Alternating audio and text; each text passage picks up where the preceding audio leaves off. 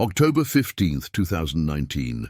A bruised bartender nervously served drinks at a dive bar in Tucson, Arizona, her left arm barely moving as she gripped the bottle with her right. And that's when Jake Morrison, an undercover Hell's Angel on a 6-month infiltration mission, noticed something that would blow his cover wide open. What he did next didn't just save her life. It exposed a criminal network that went far deeper than anyone imagined. But here's what nobody saw coming. What would make a hardened biker risk everything he'd worked for, and could one split-second decision really bring down an entire operation? Before we jump back in, tell us where you're tuning in from, and if this story touches you, make sure you're subscribed, because tomorrow I've saved something extra special for you. Jake Morrison had been living a lie for 187 days. 6 months of growing out his beard, memorizing fake stories about a childhood in Bakersfield he never had, and earning the trust of some of the most dangerous men in Arizona. The Scorpion Brotherhood, a drug-running biker gang operating out of Tucson, had finally let him prospect for their club after he'd proven himself by running 3 successful courier jobs across state lines. To them, he was Reaper, a drifter with a sketchy past and nothing to lose. To the FBI, he was Special Agent Jake Morrison, badge number 4782, and this infiltration was supposed to be his ticket to a promotion he'd been chasing for 5 years. The Desert Venom Bar sat on the eastern edge of Tucson, a sagging structure of sun-bleached wood and rusted metal that looked like it might collapse if you leaned against it too hard. Neon beer signs flickered in grimy windows, and the parking lot was a graveyard of Harleys, pickup trucks with Confederate flag bumper stickers, and one inexplicable lime-green Corvette that belonged to a guy everyone called Lizard. This was neutral territory, a watering hole where different motorcycle clubs could drink without starting turf wars, as long as everyone played by the unwritten rules. Jake pushed through the heavy door at 9:47 p.m. on that Tuesday night, the familiar wall of cigarette smoke and stale beer hitting him like it always did. Lynyrd Skynyrd blasted from a jukebox that hadn't been updated since 1987. The usual crowd filled the worn leather booths and bar stools, bikers in leather cuts displaying their club patches. A few local regulars who'd been drinking here since before Jake was born, and a group of off-duty construction workers shooting pool in the corner. Behind the bar stood Maya Chen, a slender woman in her late 20s with dark hair pulled back in a messy ponytail and eyes that seemed to carry the weight of secrets she'd never tell. Jake had seen her dozens of times over the past 3 months. She was always professional, always had a tired smile ready, and always seemed to be working when everyone else had gone home. Tonight, though, something was different.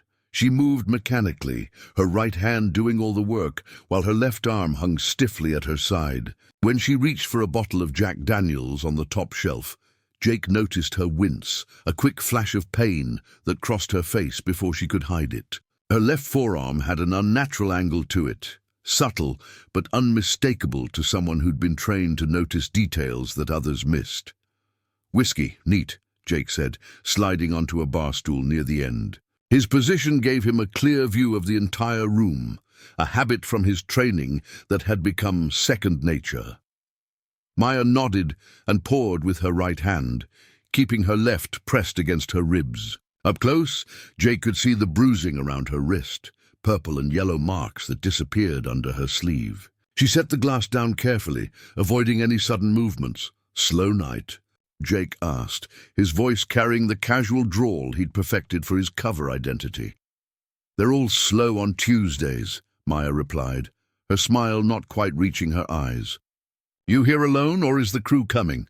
"Flying solo tonight. Needed some air?" She nodded and moved away to serve another customer, and Jake watched her in the mirror behind the bar. The way she favored that arm, the careful movements, the barely concealed pain. He'd seen it before. His sister Rachel had hidden a broken wrist for 2 days after her ex-boyfriend shoved her down a flight of stairs, terrified that reporting it would make things worse. The memory made his jaw tighten. The door swung open, and Jake's attention snapped to the entrance. 3 members of the Scorpion Brotherhood walked in, Marcus Viper Castellano, the club's sergeant-at-arms, followed by two enforcers, Derek Munson and Tyler Hayes. Viper was a mountain of a man, 6'4", with arms covered in faded military tattoos, and a scar that ran from his left eye to his jawline. He'd done 2 tours in Afghanistan before getting dishonorably discharged for reasons nobody talked about. Maya's entire body went rigid when she saw them. Her right hand trembled slightly as she grabbed a dish rag and began wiping down the bar with focused intensity. Her eyes locked on the wood surface like she could disappear into it if she concentrated hard enough. Viper headed straight for the bar, his boots heavy on the worn floorboards. "Maya, sweetheart, 3 buds and a shot of tequila for my boy Derek here. He just became a father." "Congratulations," Maya said quietly, pulling bottles from the cooler with her good arm. Her movements were stiff, mechanical. "You all right there?" Viper asked, leaning across the bar. His tone was conversational, but there was something predatory in his eyes. "You seem a little off tonight." "Just tired. Long shift. That's what happens when you work too hard, baby girl. You need to take better care of yourself." Viper reached out and grabbed her left wrist, the injured one, and Maya's face went white. She didn't scream, didn't pull away, just froze completely as Viper squeezed. "Wouldn't want you getting hurt or anything." Jake's hand tightened around his whiskey glass. Every instinct from his real life screamed at him to intervene, to flash his badge and arrest Viper right there. But he couldn't. Blowing his cover now would destroy 6 months of work. Compromise an investigation into a drug network that stretched from Tucson to Los Angeles, and potentially endanger the lives of 3 other undercover agents working related cases. Viper released Maya's wrist and laughed, turning back to his buddies. "She's a good girl, our Maya. Always takes care of us, don't you?" Maya nodded, her face still pale, and poured the tequila shot with a shaking hand. Jake forced himself to take a slow sip of whiskey, maintaining his cover while his mind raced. The bruising, the broken arm, Viper's possessive behavior, the pieces were falling into place. This wasn't just an abusive boyfriend situation. This was something darker, more complicated, and Jake realized with growing certainty that Maya Chen was trapped in something she couldn't escape without help. The question was, could he help her without destroying everything he'd worked for? And more importantly, if he didn't, could he live with himself? Viper and his crew settled into a booth near the pool tables, their laughter loud and aggressive. Maya continued working, her movements careful and controlled, never once looking in their direction. Jake watched her reflection in the mirror, watched Viper watched her, and felt the weight of a decision he wasn't ready to make pressing down on him like a physical force. His phone buzzed in his pocket, a text from his FBI handler, Agent Sarah Brennan. "Status check. Is everything smooth?" Jake typed back with one thumb. "All good. Making progress." But as he hit send and looked back at Maya's bruised wrist and the fear in her eyes, he wondered if that was true at all. Jake stayed at the Desert Venom for another 2 hours that night, nursing his whiskey and playing his role. He shot pool with some of the regulars, laughed at crude jokes, and kept his eyes on Maya without being obvious about it. Every interaction she had with Viper's crew told him more of the story. The way she delivered their drinks with her gaze lowered. How she flinched when Derek snapped his fingers to get her attention. The carefully neutral expression she maintained, even when they made comments that would make most people's blood boil. Around midnight, Viper stood up and stretched, his leather cut creaking. "All right, boys, let's roll. Got business in the morning." He tossed a $50 bill on the bar without looking at Maya. "Keep the change, sweetheart. Buy yourself something pretty." The 3 bikers filed out, their motorcycles roaring to life in the parking lot. The sound gradually faded into the desert night, and Jake watched Maya's shoulders drop as the tension drained from her body. She leaned against the back counter for a moment, her good hand pressed to her forehead, breathing deeply like someone who'd just survived something. Jake waited another 20 minutes before settling his tab. As Maya counted out his change, he kept his voice low. "You need a doctor for that arm." Her eyes snapped up to his, wide with alarm.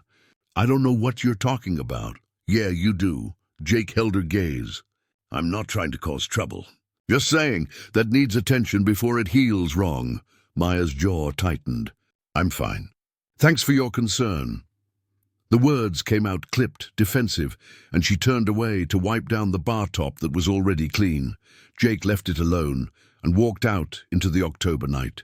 The desert air had cooled down to a comfortable 70 degrees, and the stars overhead were brilliant in the absence of city lights. He climbed onto his Harley, a 2015 Softail he'd bought specifically for this assignment, and sat there for a moment, thinking. His burner phone rang as he was putting on his helmet. Sarah Brennan's voice came through crisp and professional. You left the bar late tonight. Anything worth reporting? Maybe, Jake said carefully. He explained what he'd observed, Maya's injury, Viper's behavior, the dynamics at play. I think there's something happening beyond our primary investigation. Jake, Sarah's tone carried a warning. You're there for the Scorpion Brotherhood's drug operation. We're building a RICO case that could put 15 major players behind bars for 20 years, minimum. I need you focused. I understand that, but no buts. We've invested too much time and resources into this operation. Your testimony is crucial, and you can't risk your cover for a domestic situation that local PD can handle. Preparing and narrating this story took us a lot of time, so if you are enjoying it, subscribe to our channel. It means a lot to us. Now back to the story. Jake gritted his teeth. What if it's connected? What if Maya's involved in their business somehow? There was a pause. Do you have evidence of that, or is this a hunch? A hunch. Then stay on mission. Document what you see, but don't engage beyond what your cover requires. Am I clear? Crystal, Jake said, but his grip on the phone was tight enough to make his knuckles white. He hung up and stared at the bar's neon sign, watching it flicker. Sarah was right from a tactical standpoint. He couldn't jeopardize months of work on instinct. But she hadn't seen the look in Maya's eyes, hadn't watched her try to hide pain that was clearly eating her alive. Jake started his bike and rode back to the cheap motel room he'd been living in for the past 6 months. The Cactus Inn was exactly as depressing as it sounded. Peeling paint, a flickering vacancy sign, and neighbors who minded their own business because they all had something to hide. His room smelled like cigarettes and industrial cleaner, and the air conditioning unit rattled like it was trying to shake itself apart.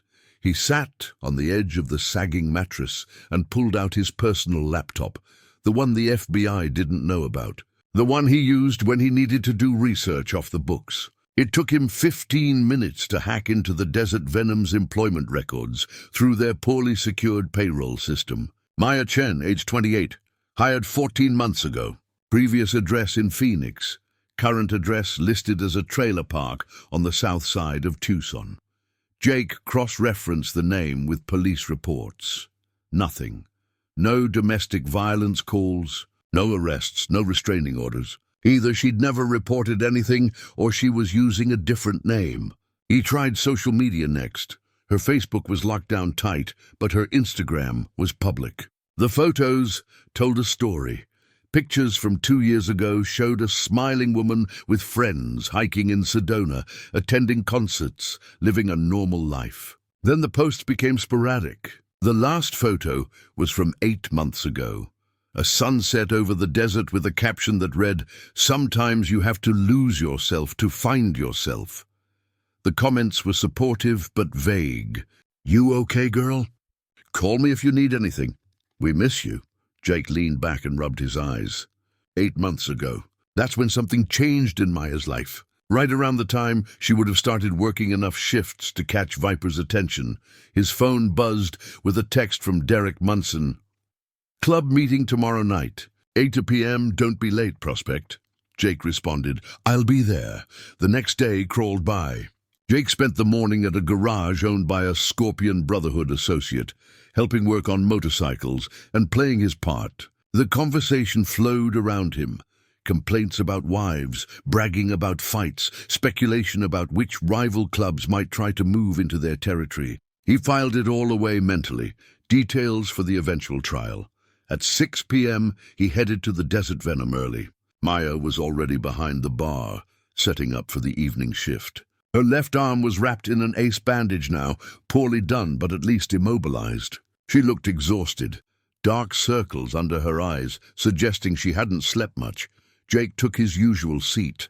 "Coffee, if you've got it." Maya poured him a cup from a pot that looked like it had been sitting there since morning. The coffee was thick and bitter, but Jake drank it anyway. "You should see a doctor," he said quietly. "And you should mind your business," Maya shot back. But there was less heat in her voice than before. She sounded defeated more than angry. "Look, I get it. Whatever situation you're in, you think handling it alone is safer. But a broken bone that doesn't set right can cause permanent damage." Maya's hand trembled as she set down the coffee pot. "You don't know anything about my situation. Then tell me." She laughed, a hollow sound with no humor in it. "Why? So you can play hero and get yourself killed? Or worse, get me killed?" She leaned across the bar, her voice dropping to barely a whisper. "You seem like a decent guy, Reaper. So here's some free advice. Forget you saw anything. Forget we had this conversation. And for God's sake, stay away from me before you make everything worse." Before Jake could respond, the door opened and Viper walked in with 5 other Scorpion Brotherhood members. Maya straightened immediately, her mask sliding back into place. Polite, neutral, invisible. Viper's eyes moved from Jake to Maya and back again.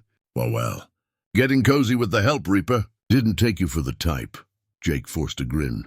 "Just needed caffeine before the meeting. This coffee's strong enough to wake the dead." "Good, you're gonna need it." Viper clapped him on the shoulder hard enough to hurt. "Tonight we find out if you've got what it takes to wear our patch." "Hope you're ready, Prospect." Jake met Viper's eyes and saw the challenge there, the test. Whatever was about to happen, it would determine whether he moved deeper into the organization or got frozen out, or worse.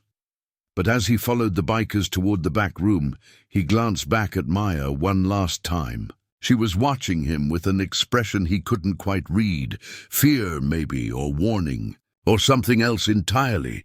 The door to the back room closed behind him with a heavy thud, and Jake realized that whatever happened next would change everything.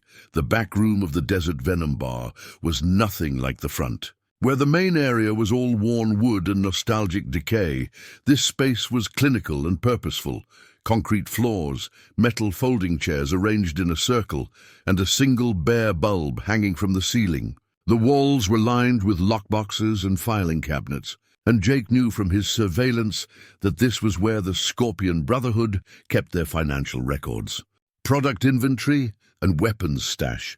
12 men sat in the circle, their leather cuts displaying various ranks and positions within the club. At the head sat Raymond Chainsaw Volkov, the club president, a man in his late 50s with silver hair pulled back in a ponytail and cold blue eyes that had seen things most people couldn't imagine. He'd founded the Scorpion Brotherhood 30 years ago after leaving a different club in California under circumstances that remained murky.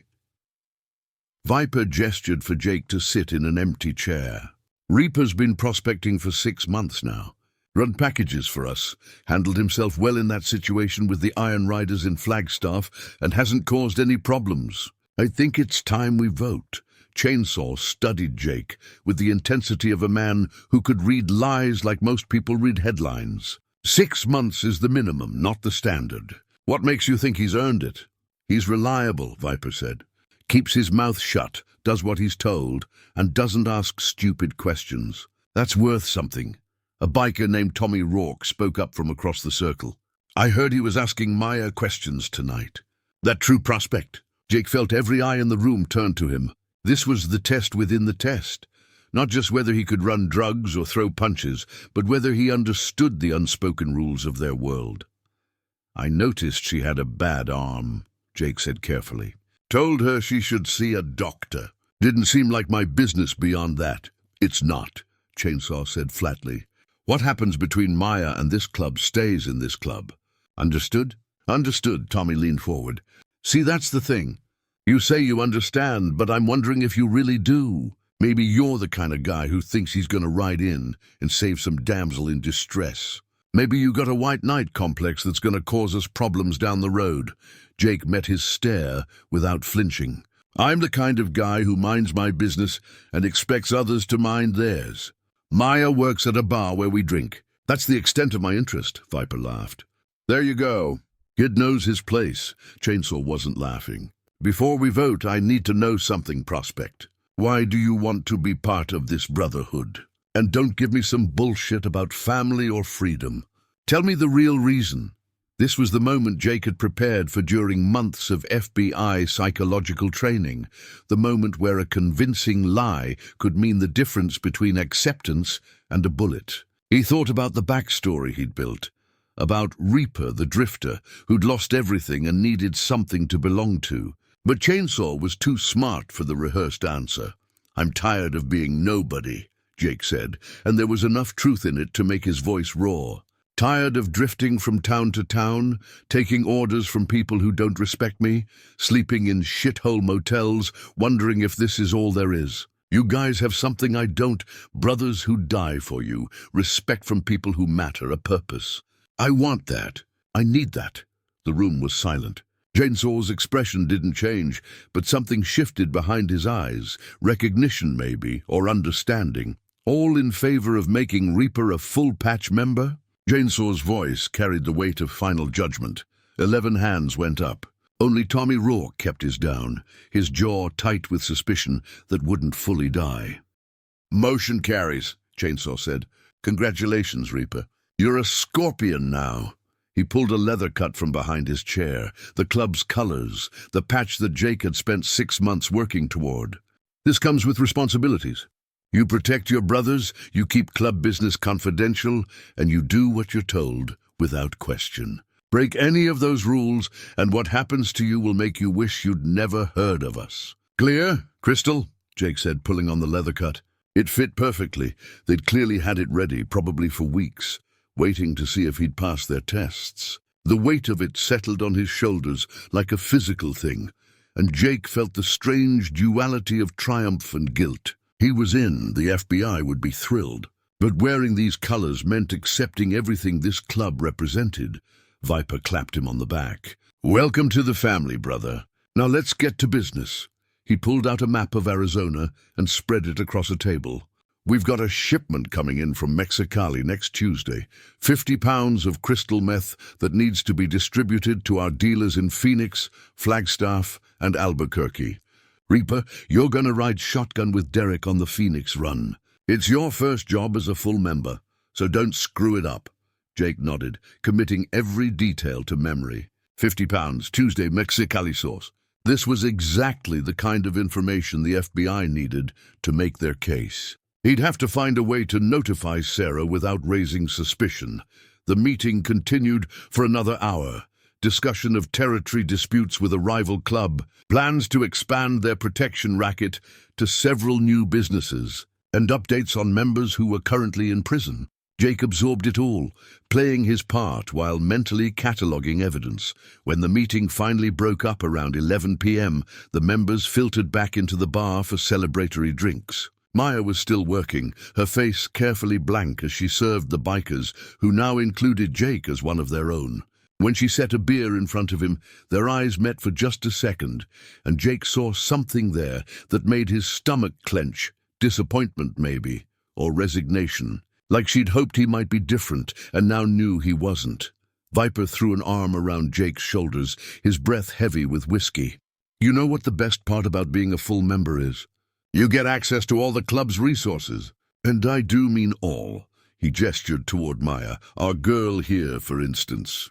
She takes real good care of members who need stress relief, don't you, baby? Maya's face went white, but she nodded. Whatever the club needs. Jake's hand tightened around his beer bottle. That's generous, but I'm good. Your loss. Viper grabbed Maya's injured arm, and she gasped in pain.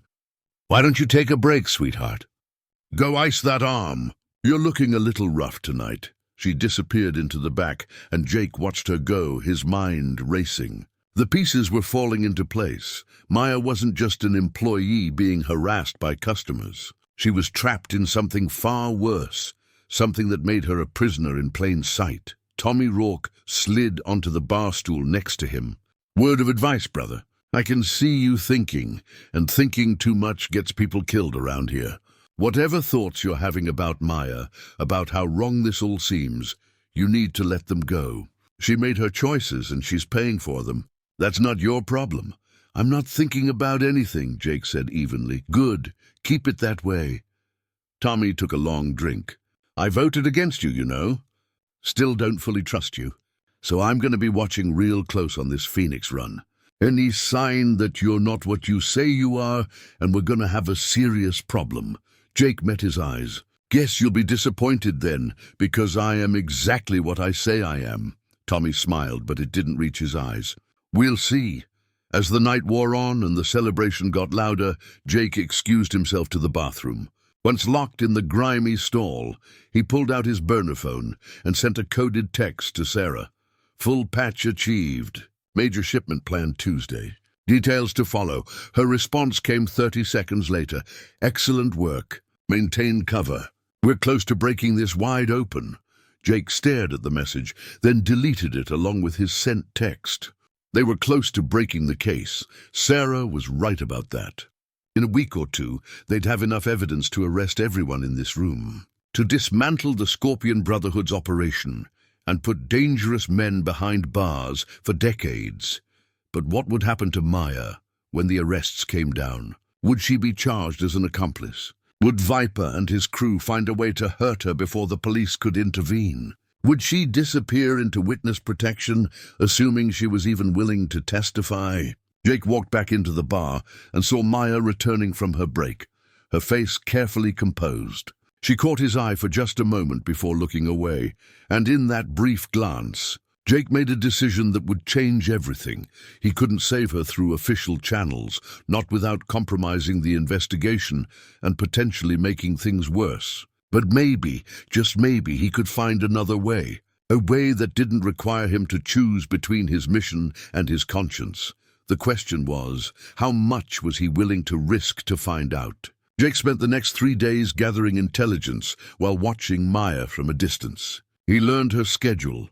She worked Tuesday through Saturday noon to 2 a.m., with only Sundays and Mondays off. He learned that she lived in a 1978 Airstream trailer at the Copper Ridge Mobile Home Park, Lot 47. He learned that Viper visited her there at least twice a week, always late at night, always staying for an hour or less.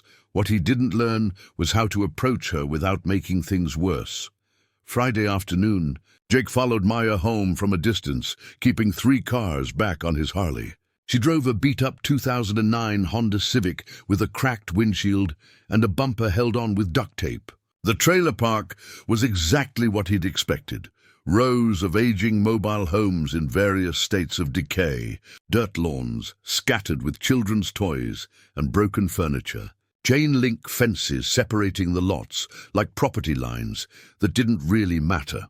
Maya's Airstream was relatively well-maintained compared to its neighbors. Someone had planted desert flowers in old coffee cans along the front, and a small awning provided shade over a plastic chair. She parked in the gravel space beside it and sat in her car for a full 5 minutes before getting out, like she needed to gather strength just to walk 20 feet to her own door. Jake drove past without slowing, circling the block before parking his bike 3 streets over. He approached on foot, cutting through backyards and staying out of sight. From behind a shed 2 lots away, he watched Maya enter her trailer and close the door. His phone buzzed. "Sarah Brennan, need you at the safe house tonight. 7 p.m. Update required before Tuesday's operation." Jake texted back confirmation and started walking back to his bike. He'd taken maybe 10 steps when he heard glass breaking. Not a window, something smaller. A bottle, maybe, or a drinking glass. Then Maya's voice, raised in anger for the first time since he'd met her. "I told you I can't do it anymore. Look at my arm, I need to see a doctor."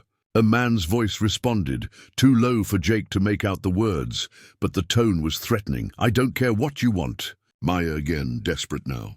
"You can't keep..." The sound of a slap cut her off. Then silence. Jake's training said to observe and report. His instinct said to kick down that door.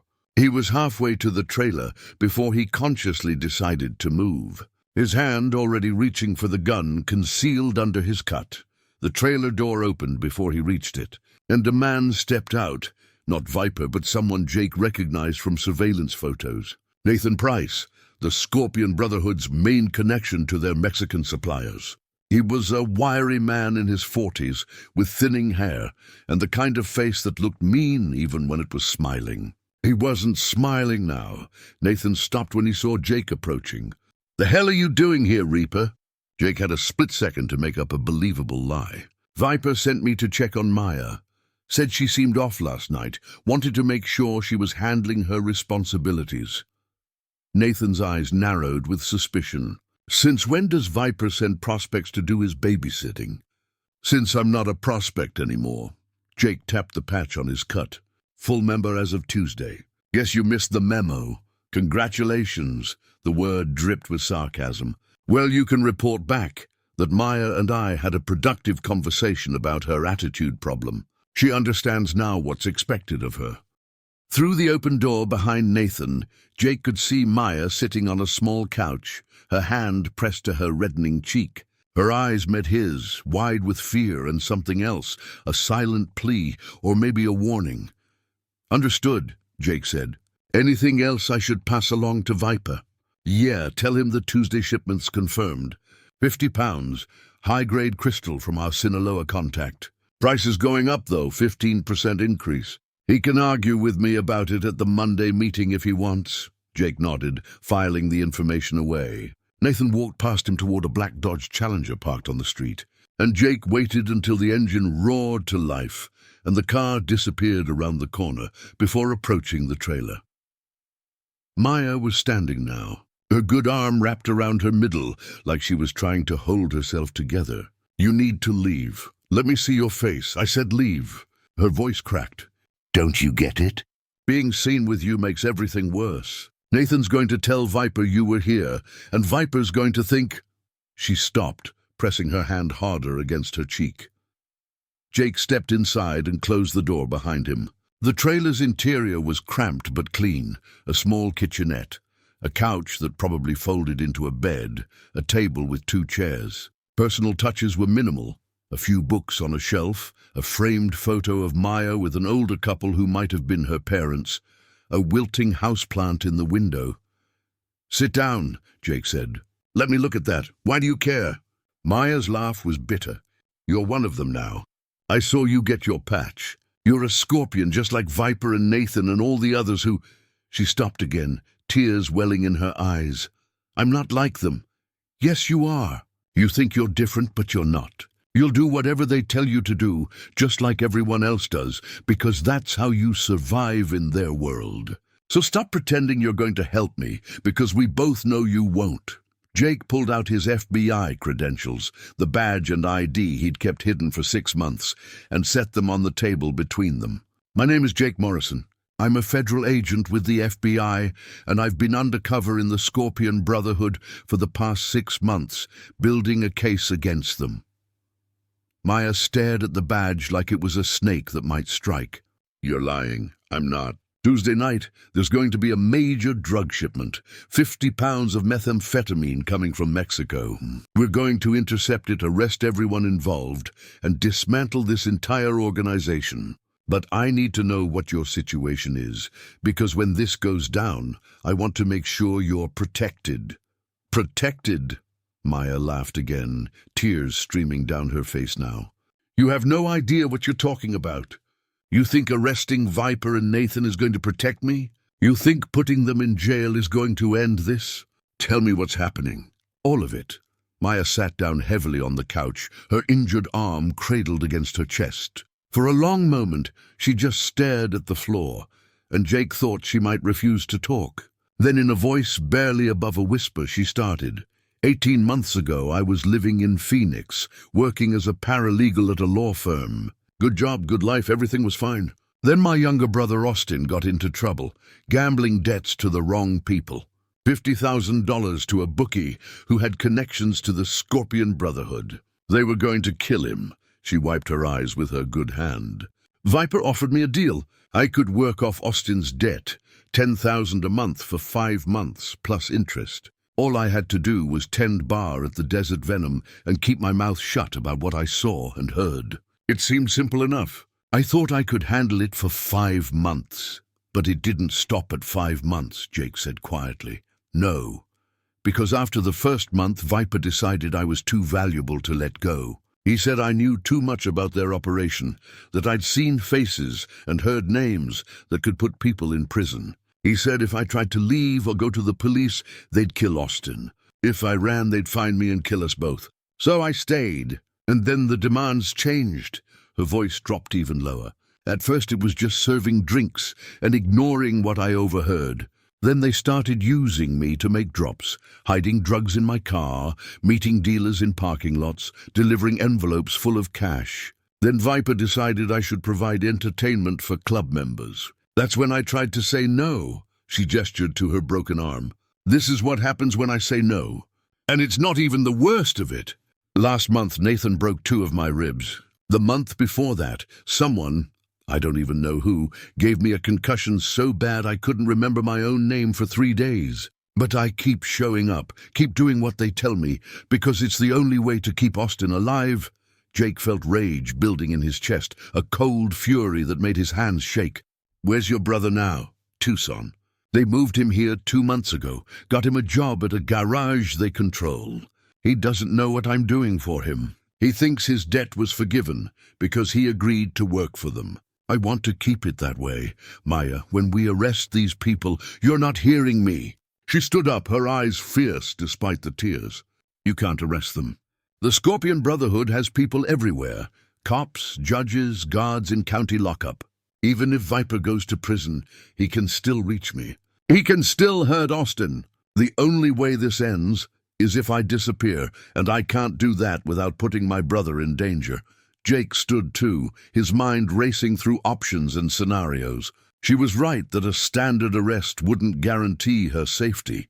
Organized crime cases were complicated, and witness protection required cooperation that could take months to arrange. But there had to be another way. What if we could get you and Austin out? Both of you completely off the grid before the arrests happen? With what money? I have maybe $300 to my name. Everything I earn goes to paying down a debt that keeps growing, no matter how much I pay. I can help with that. I have resources? No. Maya shook her head.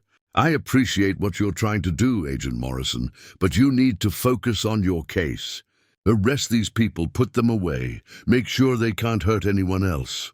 That's your job. My situation is my own problem. It doesn't have to be. Yes, it does. Because the minute you start trying to help me outside official channels, you compromise your investigation. You said you've been working on this for 6 months. You think I'm going to let you throw that away for someone you barely know? Jake wanted to argue, to convince her that he could do both, build the case and protect her. But the truth was, she had a point. Every move he made to help Maya carried the risk of exposing his cover or tainting the evidence they'd gathered. His phone buzzed again. Sarah, running late. Safe house meeting now at 8 p.m. Don't be late. I have to go, Jake said. But this conversation isn't over. Give me a few days to figure something out. There's nothing to figure out. Maya walked to the door and opened it. You do your job, I'll survive mine. That's how this works. Jake picked up his badge from the table and stopped in front of her. I'm going to help you, whether you want me to or not. That's what heroes always say, Maya whispered. Right before they get everyone killed. Jake walked out into the desert heat, his mind already working on a plan that might save Maya Chen and her brother or destroy everything he'd worked for in the process. The FBI safe house was a nondescript ranch home in a quiet Tucson suburb, the kind of place that blended into the neighborhood so perfectly that nobody would ever suspect what happened behind its walls. Jake arrived at 8:15 p.m., parking his Harley 2 blocks away and approaching on foot as protocol demanded. Sarah Brennan was waiting in the living room with 2 other agents, Mark Caldwell, the lead prosecutor on the case, and Jennifer Hayes, a digital forensics specialist who'd been analyzing the financial records Jake had photographed over the past months. The coffee table was covered with surveillance photos, transaction logs, and a detailed map of the planned Tuesday operation. You're late, Sarah said without looking up from the documents. Traffic. Jake dropped into a chair and accepted the bottle of water Jennifer handed him. Mark Caldwell leaned forward, his reading glasses perched on his nose. Let's talk about Tuesday. We've confirmed the shipment is coming through the same route they've used before, across the border at Nogales, then north on I-19 to Tucson. Your job is to be on that Phoenix run with Derek Munson, correct? That's the plan. Viper assigned me to ride shotgun while Derek drives the product. Perfect. We'll have units positioned along the route. The moment Derek takes possession of the drugs, we move in and arrest everyone involved. Derek, you, Viper, Chainsaw, the whole organization. You'll be arrested, along with the others, to maintain your cover until we can safely extract you from the situation. Sarah pulled out a manila folder. We've also obtained warrants for the Desert Venom Bar, Chainsaw's residence, and the garage where they store their financial records. Simultaneous raids across all locations. By Wednesday morning, the Scorpion Brotherhood will cease to exist. Jake nodded, his mind only half focused on the briefing. The other half was thinking about Maya in her trailer, about Austin working at a garage controlled by men who'd kill him without hesitation if they suspected betrayal. There's something else we need to discuss, Jake said. The bartender at the Desert Venom, Maya Chen. She's been coerced into working for the organization. They're holding her brother's life as leverage. Sarah's expression hardened. We're aware of Maya Chen. She's on our list of potential witnesses. She's not a witness. She's a victim. They've been physically abusing her, forcing her to make drug deliveries, and... Jake stopped, choosing his words carefully. She needs protection, not an interview room. Mark Caldwell shuffled through his papers. According to our investigation, Maya Chen has been involved in at least 17 confirmed drug transactions over the past 14 months. She's accepted payments from the organization totaling approximately $40,000. From a prosecutorial standpoint, she's an accomplice, not a victim. She was paying off her brother's gambling debt under duress. Every dollar she earned went to a debt they kept artificially inflating. She's not a criminal, she's trapped. That's for a jury to decide, Mark said. If she cooperates fully, testifies against the leadership, and provides information we don't already have, we might be able to work out a plea agreement. But she's not walking away from this without consequences. Jake felt his temper rising. So your plan is to arrest the people who've been torturing her for over a year, then throw her in a cell next to them. That's your idea of justice? My idea of justice is putting dangerous criminals behind bars, using every legal tool available. Mark shot back. If Maya Chen broke the law, even under duress, she has to answer for that.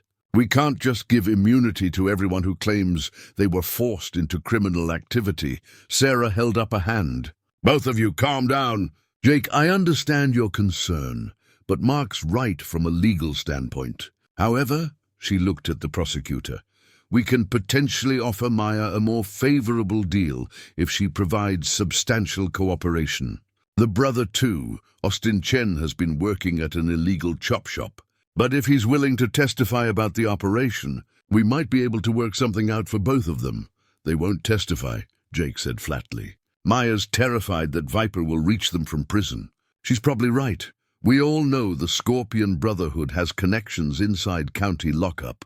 Jennifer Hayes spoke up for the first time. What if they didn't have to testify? What if we had enough evidence to convict without putting them on the stand? All eyes turned to her. She pulled up a laptop and turned it toward the group. I've been analyzing the surveillance footage Jake provided from inside the Desert Venom's back room. The audio quality is excellent. We have Chainsaw, Viper, and Nathan Price all discussing specific drug transactions, including Tuesday's shipment. We have financial records showing cash flow. We have Jake's testimony as an undercover agent. Honestly, we don't need Maya or Austin to make this case, Mark frowned. Additional witnesses always strengthen a case. Sure, but we don't need them. Which means we could potentially offer the Chen siblings full immunity in exchange for their silence and cooperation with relocation. Sarah considered this. Witness protection for two people who aren't actually witnesses. That's unorthodox, but not unprecedented, Jennifer argued. We've done it before for family members of key witnesses. In this case, Jake's our key witness. If protecting Maya and Austin helps ensure his safety and cooperation, it's justified. Jake felt a surge of hope. Can we make that happen before Tuesday? No, Sarah said. The paperwork alone would take a week, and we'd need approval from Washington. Best case scenario, we execute the raids on Tuesday as planned. Take Maya and Austin into protective custody immediately, and fast-track their relocation afterward. That leaves them vulnerable for at least a few days. It's the best we can do within legal parameters. Sarah's tone softened slightly. Look, I get that you've developed feelings for this woman. This isn't about feelings, Jake interrupted. It's about doing the right thing. The right thing is completing this mission and putting away 15 major criminals who've been flooding Arizona with methamphetamine for the better part of a decade. Everything else is secondary.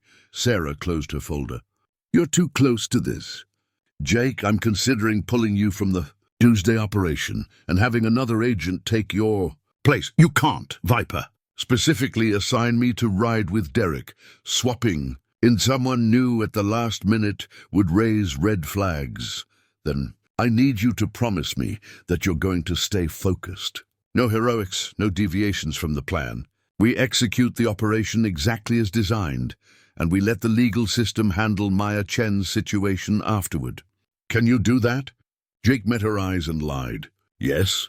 The meeting continued for another hour, finalizing logistics and contingency plans. By the time Jake left the safe house, it was nearly midnight. He rode back toward his motel, but took a detour that led him past the Copper Ridge Mobile Home Park. Maya's trailer was dark, except for a single light in the window. Jake parked 3 streets over again and approached on foot, moving through the shadows like he'd been trained. He knocked softly on her door. 3 quick taps. The door opened a crack and Maya's face appeared, her eyes widening when she saw him. Are you insane? If someone sees you here again, I need to talk to you.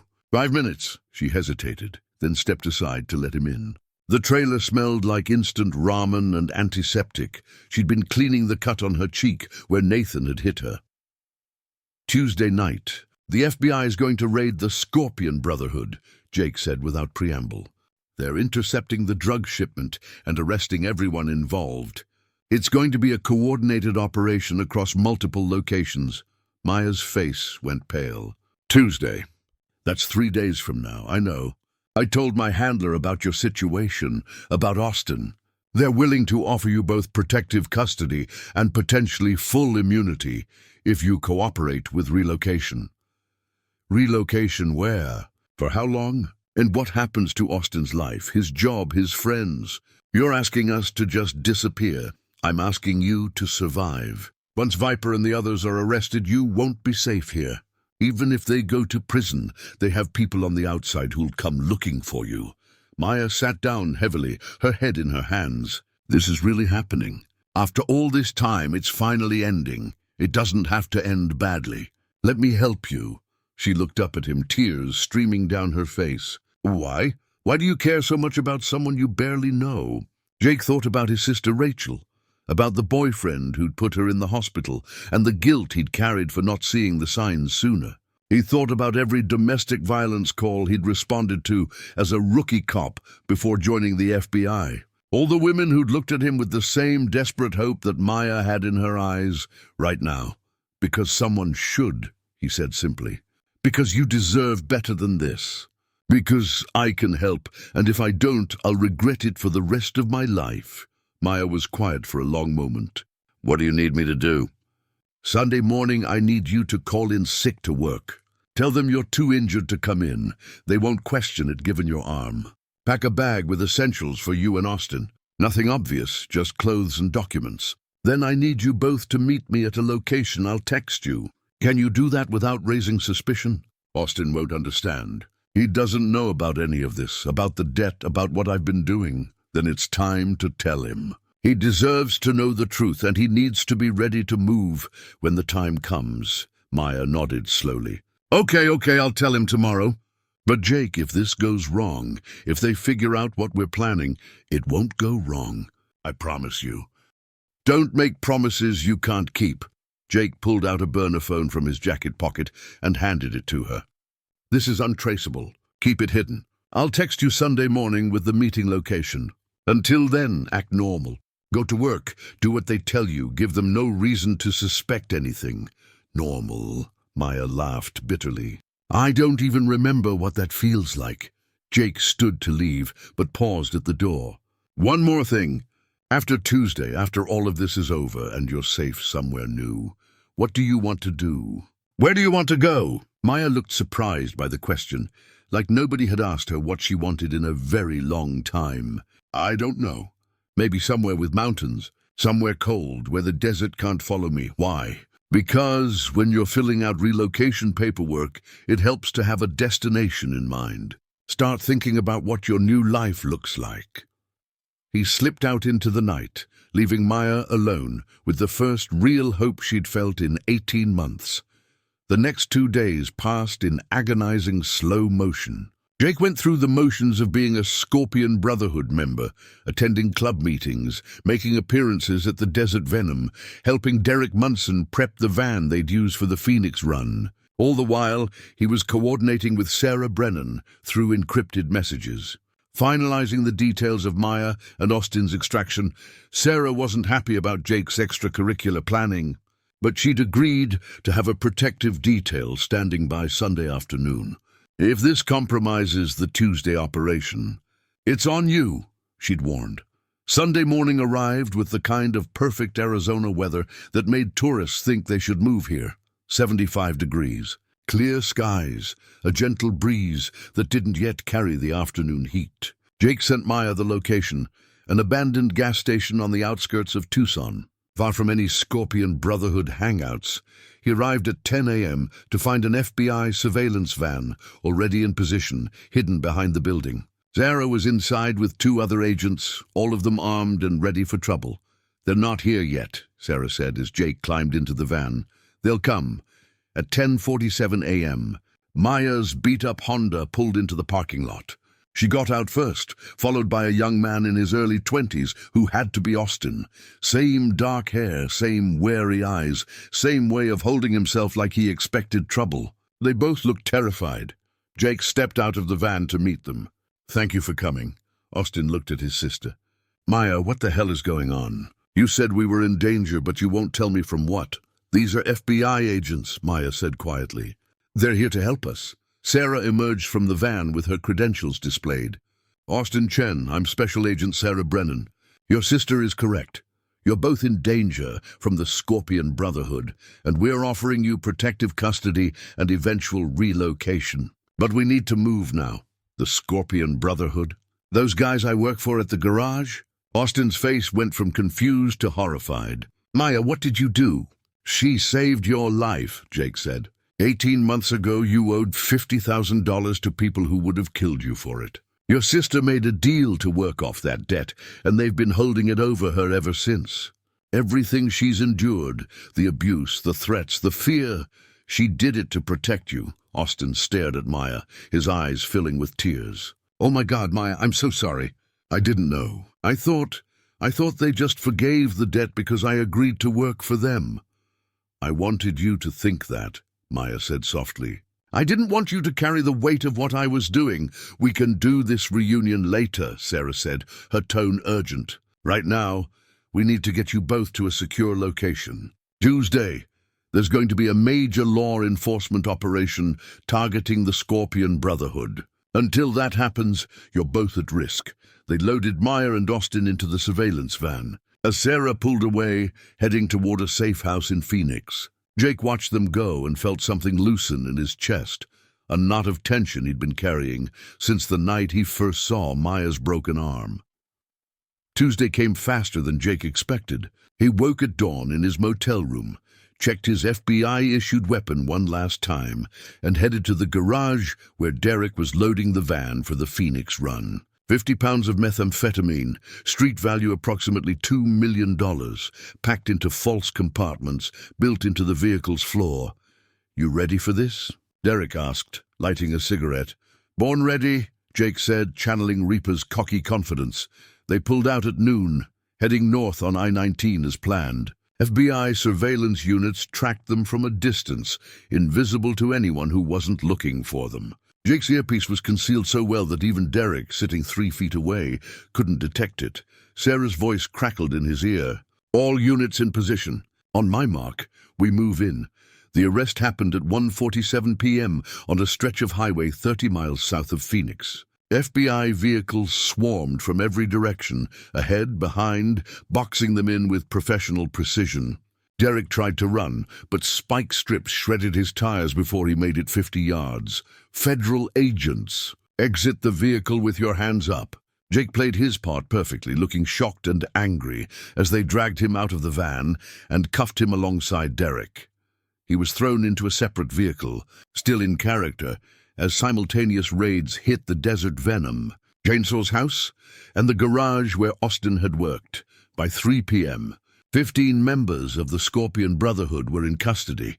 By 5 p.m., Jake was officially released from FBI custody. His cover story maintained for the public record, while the real story remained classified.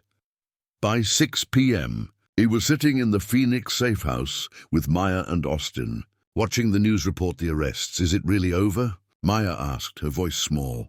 The immediate danger is over, Sarah said. But relocation is still strongly recommended. The Scorpion Brotherhood has associates who weren't arrested today. For your long-term safety, you both need to disappear. Over the next week, Jake helped Maya and Austin navigate the bureaucratic maze of witness protection. They chose Seattle, Maya's mountains and cold weather, as far from the Arizona desert as they could get while staying in the continental United States. New names, new social security numbers, new lives built from scratch. The night before they left, Maya met Jake one last time at a diner in Phoenix. She'd let her hair down, and without the constant fear in her eyes, she looked years younger. I don't know how to thank you, she said. You risked everything, your career, your safety, the whole investigation, to help someone you had no reason to care about. I had plenty of reasons, Jake said.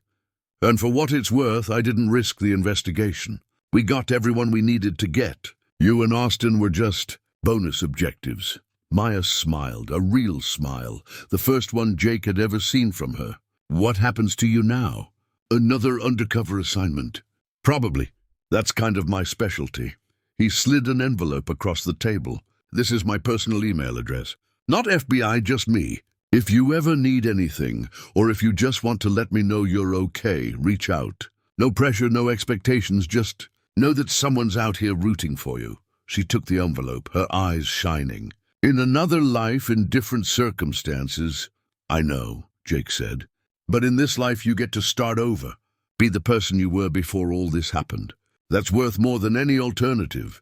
They said goodbye in the parking lot, and Jake watched her drive away toward a future that didn't include him, but included hope, safety, and freedom. That was enough. 6 months later, Jake received an email from an address he didn't recognize. The message was short, "We're good. Austin started college. I'm working at a bookstore and taking night classes in psychology. The mountains are beautiful, and the cold is exactly what I needed. Thank you for giving us our lives back. You're the best kind of hero, the kind who doesn't need credit for saving the day." And Jake read it 3 times, then saved it in a folder marked wins. In his line of work, those were rare enough to treasure. The Scorpion Brotherhood case resulted in 14 convictions. Chainsaw got 30 years. Viper got 25. Nathan Price turned state's evidence and got 10 in exchange for testimony about the Mexican suppliers. The Desert Venom bar was seized and eventually sold to a family who turned it into a barbecue restaurant.